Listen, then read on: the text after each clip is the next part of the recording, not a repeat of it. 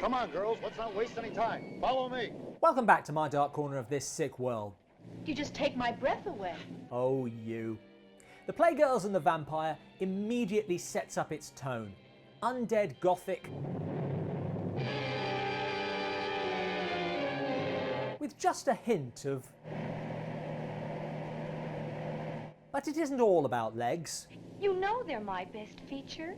Everybody looks at them. Although a lot of it is. When you slammed on the brakes, it's because you were looking at my legs, weren't you? What this most resembles is films like Horrors of Spider Island.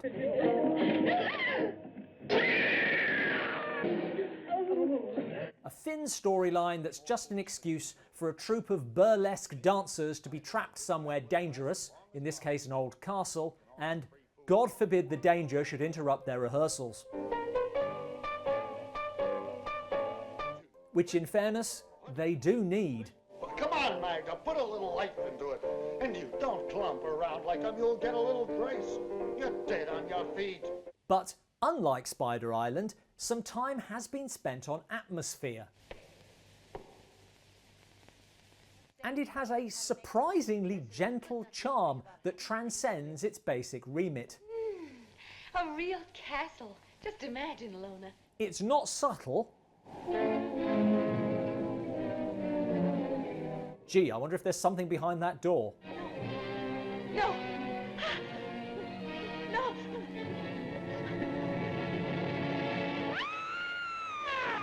The death of Katya should lead to them getting the hell out of a castle that has been creepy since they met its owner, Count Kernassi. Doesn't it seem rather odd to be outside, peeking through the window of a bedroom at this hour? Surely that's more of a morning thing. You're probably right. But I just learned a short while ago that the river is rising and has carried away the bridge which leads to the highway. And as a consequence, you are practically forced to remain here under my roof. not surprising. What's the matter? You don't approve? And I've seen enough of these films to know that one of the girls will be special.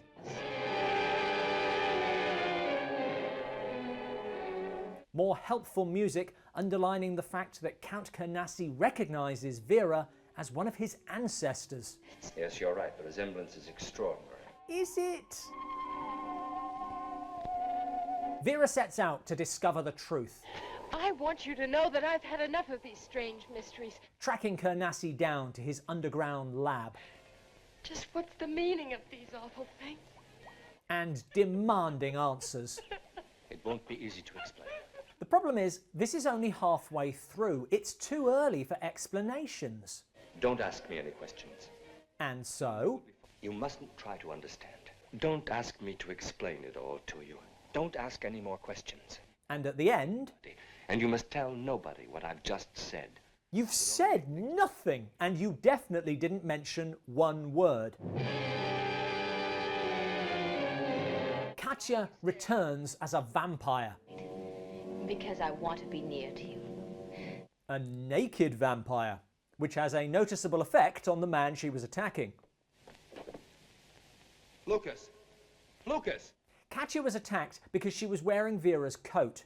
I'll be right back. You won't. Vera is the intended target, which we knew. What we might not have guessed is that Count Kernassi is not the vampire.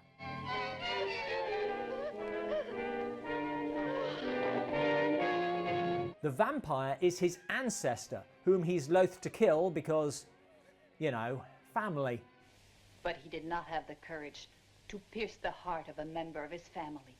Which means Count Kernassi has allowed guests in, knowing there is a monster roaming around, specifically targeting one of them. So you knew even from the beginning? Certainly. The only way the film gets away with this is because they are trapped. The bridge is down. There's another bridge. You may leave when you wish. Another bridge? What, did they build it overnight? Oh, that's nonsense. The fact that Katya is killed twice because of this ridiculous reticence rubs up very awkwardly with the happy ending. Me and Katya were never that close. She was always talking about her legs. This is terrible. Like I said, time has been spent on the atmosphere, but more should have been spent on the plot. The story is commonplace and uninteresting. You've seen it 500 times before, and 250 times it was better. This is getting repetitious. But 250 times it was worse. If you think that, you're the only one who does. Given its very limited ambitions, this is all right. That's enough from you. Thanks for watching. For more vampire reviews, click here and don't forget to subscribe. Actor Walter Brandy, in the same year that he made this film, also made The Vampire and the Ballerinas. Should we review that as well? Answers in the comments below. So long.